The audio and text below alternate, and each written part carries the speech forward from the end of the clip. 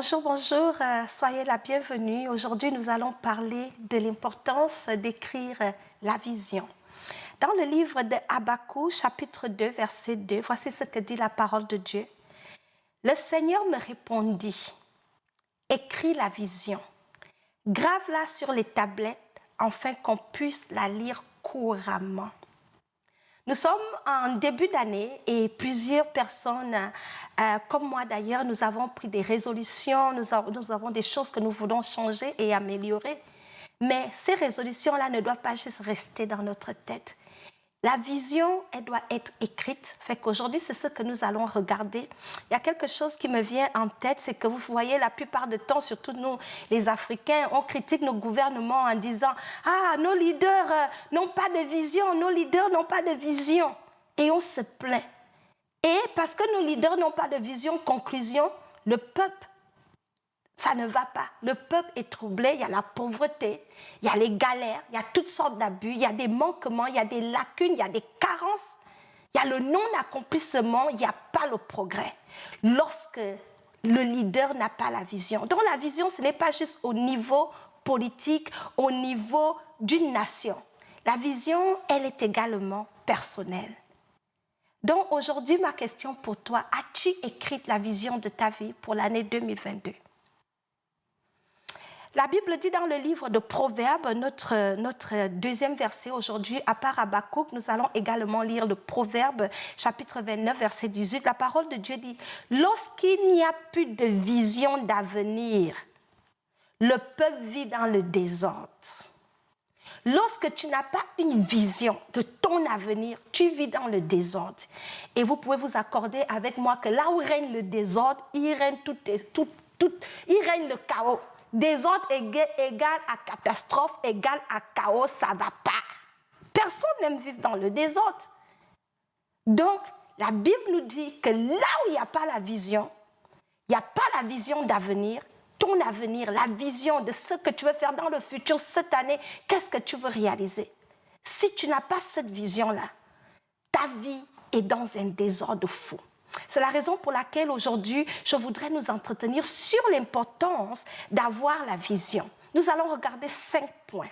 Le premier point, c'est que la vision est révélée d'abord à la personne qui est disposée à écouter.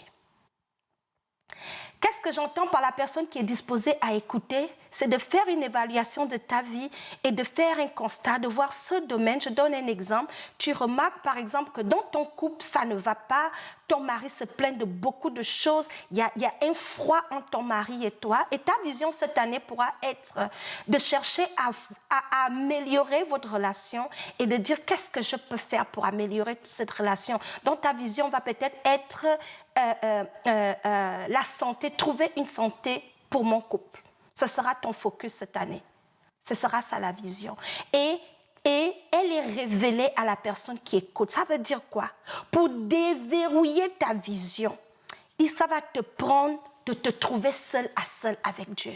Parce que lorsqu'on fait un constat qu'on a un problème et qu'on veut le résoudre, qu'on veut améliorer quelque chose, le meilleur endroit où il faut partir pour définir ce qu'il y a lieu de faire et cette vision-là, c'est d'être seul à seul avec Dieu. C'est le moment où il faut écouter les instructions de Dieu. Seigneur, qu'est-ce que je peux faire pour améliorer mon mariage? Dieu va te donner des instructions, il va te donner une direction claire. Mais pour faire cela, l'erreur que plusieurs d'entre nous commettons, c'est que nous demandons la vision à Dieu, mais nous sommes dans des distractions. Tu demandes la vision, mais tu es sur Facebook, tu es dans des affaires qui ne te regardent pas, tu es dans là où il y a plein de bruit, tu n'es pas concentré en fait.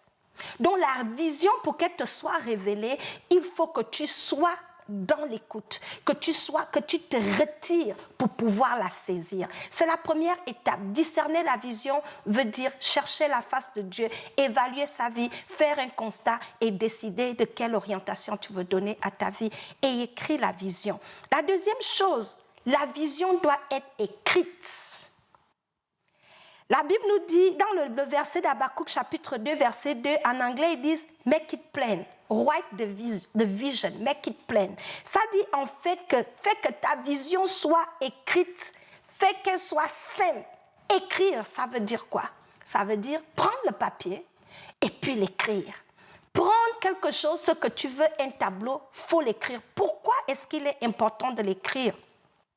Après avoir passé du temps à chercher la face de Dieu sur la vision et le plan qu'il a pour ta vie, ça peut être dans un long terme, dans une année, dans 2 ans, il y a la vision, ça s'agit, ça s'arrange. Après avoir fait cette étape-là, il faut l'écrire. Et comment tu écris ta vision? Il faut généralement l'écrire au présent.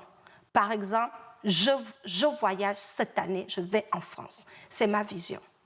Et ça, c'est un exemple. Tu dois l'écrire parce qu'en l'écrivant, ça va t'éviter d'être confuse dans la vision. Ça va te donner la motivation. Tu vas la voir au devant de toi. Tu peux la regarder. Ça va te motiver de la lire. Ah, j'ai le projet. Ma vision, c'est d'aller en France. Je donne un exemple bête, c'est d'aller en France. Qu'est-ce que ça va me prendre? Et tout, tu la regardes, ça te motive, ça t'encourage à travailler à la réalisation de cette vision-là. Mais il faut qu'elle soit claire. Ça, c'est le deuxième point. La vision doit être claire et précise au maximum. Pas la peine d'écrire 10 000 paragraphes sur la vision, blablabla. Bla, bla, bla, bla. Non, ta vision, voici l'objectif que je vais atteindre, c'est retour aux études. Écris-la. Mets même une image de l'université, par exemple, que tu veux partir, ou mets une image, par exemple, du diplôme que tu veux avoir en disant « Mon objectif, ma vision, avoir mon doctorat. » Simple. Et tu écris ça et tu peux mettre un chapeau de finissant ou un diplôme écrit doctorat. C'est ça ta vision. Chaque fois que tu vas la regarder, ça va te motiver à prier pour ça et à chercher des ressources, des instructions pour arriver à cet objectif. La vision doit être écrite tellement simple, de manière à ce que même ton fils de 5 ans ou de 8 ans peut la lire et la comprendre. Maman veut partir en France, c'est ça la vision. Donc, il faut qu'elle soit simple. Plus elle est pleine, plus elle est simple, plus elle est claire dans ta pensée. Et ça va t'éliminer la confusion qui peut entraver la progression de cette vision-là. Très important. Le 4e point avec la vision, ça doit être affiché. Afficher, ça veut dire, par exemple, nous tous on a grandi, on faisait les tours, on avait l'emploi du temps. Par exemple, moi en grandissant, avec mes sœurs à la maison, on avait l'emploi du temps qu'on postait, qu'on collait sur le frigidaire et puis tout le monde savait quel était son jour. Par exemple, mercredi, FIFA, tu te débarrasses, tu jettes les poubelles. Tu savais que le mercredi, ton travail était de sortir les poubelles. Jeudi, c'est de faire la vaisselle. Donc, on n'avait pas besoin de te rappeler pour savoir ce que tu devais faire. Tu devais venir au frigidaire et savoir, ah, nous sommes jeudi, je dois laver les assiettes, par exemple. Alors, la vision doit être affichée, elle doit être visible. Dieu dit ici, dans le verset d'Habakkuk, je retourne plus haut, il dit, grave-la sur les tablettes, pour enfin qu'on puisse la lire couramment. Donc, tu dois la graver sur les tablettes, ta vision. Ça veut dire que tu dois l'afficher. Si ton papier vision, c'est faire ton doctorat, colle ça dans ton lieu de prière, par exemple, où tu vas voir, rends ça visible, où ton mari va voir, dépendamment de ceux qui sont impliqués dans la réalisation de cette vision-là, fais qu'elle soit claire et affiche-la. Pourquoi est-ce que tu dois l'afficher? Tu dois l'afficher. Tu dois la publier, tu dois l'imprimer. Si tu l'as écrit sur l'ordinateur, imprime la feuille, colle ça au mur et regarde. Cette année, voici ma vision, je vais faire mon doctorat. Donc, c'est bien d'avoir cet énoncé-là. Pourquoi? Parce que c'est ce qui va également, chaque jour tu vas regarder dans tes temps de prière, tu vas rappeler à Dieu, voici la vision, tu ne vas pas oublier, elle sera continuellement devant toi. Et vous savez que ce qu'on voit nous inspire. On dit généralement qu'on ne peut pas bâtir une maison si on n'a pas d'abord fait un plan. Ta vision, c'est comme ce plan initial. Avant d'aller chercher les briques, le toit, le matériel, il faut d'abord avoir le plan. Et le plan, on l'a d'abord dans l'esprit, mais une fois que tu l'as écrit, tu sors ce plan-là de l'esprit et tu la mets devant toi pour pouvoir te rappeler de ce que tu as écrit. Et nous avons besoin de ça. Et l'autre point, c'est que la vision, lorsqu'elle est écrite, ça nous aide également à surmonter les obstacles. Il ne faut pas penser ici que parce que tu as écrit ta vision et qu'elle est claire, tout se passera bien, abracadabra, sans frustration, sans défi. Lorsqu'on a une vision, il y aura des défis, il y aura des obstacles, il y aura des choses qui vont faire. Mais une vision que Dieu te donne, Lui-même, il va te donner la force, le courage de poursuivre et de surmonter les difficultés qui vont venir sur ton chemin pendant que tu es en train, de réaliser cette vision-là. Donc, lorsque tu as déjà fait toutes ces étapes-là, il faut savoir qu'il y aura des moments où ta vision, tu veux réaliser, oups, tu n'as pas l'argent pour le billet. Ne te décourage pas. Ta vision est d'aller en France, mais tu n'as pas encore rassemblé les moyens. Tu devras compter sur la personne qui t'a donné la vision, de te donner des ressources. Donc, il ne faut pas se décourager et il ne faut pas te mettre dans ta tête que, comme j'ai écrit ma vision, ça y est, il n'y a rien à faire. Non.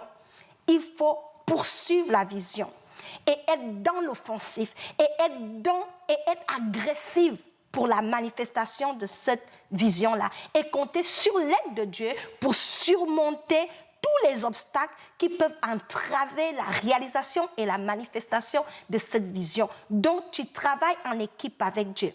J'ai un autre point, en fait, j'ai même 7 points. Le 6e point ici, c'est que la vision, il faut comprendre qu'elle se manifeste au temps de Dieu. Le danger que nous avons, le danger, c'est que la plupart du temps, lorsque nous avons une vision, nous avons tendance à prendre des raccourcis. Dieu te dit, tu vas aller en France. Que d'aller par des moyens comme il faut pour aller en France, acheter ton billet, on veut aider Dieu. C'est pour cela certaines visions, au lieu d'aboutir, ça marche maintenant à notre rythme. Une vision que Dieu te donne, tu dois aller selon les étapes de Dieu. Dont la vision, il faut savoir qu'elle se manifeste au temps de Dieu. C'est Dieu qui détermine le moment de la manifestation de la vision. Il faut éviter, parce que tu as écrit une vision, il faut maintenant éviter de précipiter les choses, de prendre des raccourcis, des chemins tortueux pour arriver à la finalité. Sinon, tu vas brûler les étapes. Et lorsqu'on brûle les étapes pour la réalisation d'une vision, ça crée forcément les dégâts.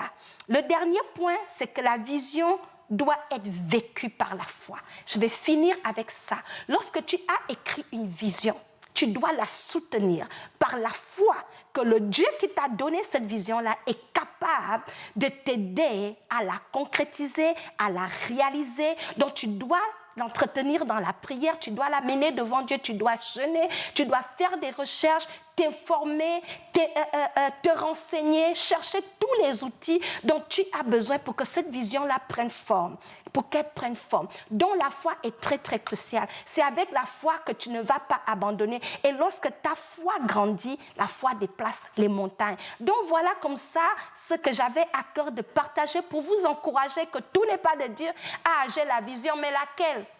Simplifie-la, écris-la et commence à prier et compte sur l'assistance de Dieu. Et le Seigneur voudrait vraiment nous encourager toutes à avoir une vision pour ta vie, pour ton mariage, pour tes enfants, pour tout ce que tu veux dans chaque domaine de ta vie, même pour ta relation avec Dieu. Ta vision peut être cette année, je vais lire ma Bible, point.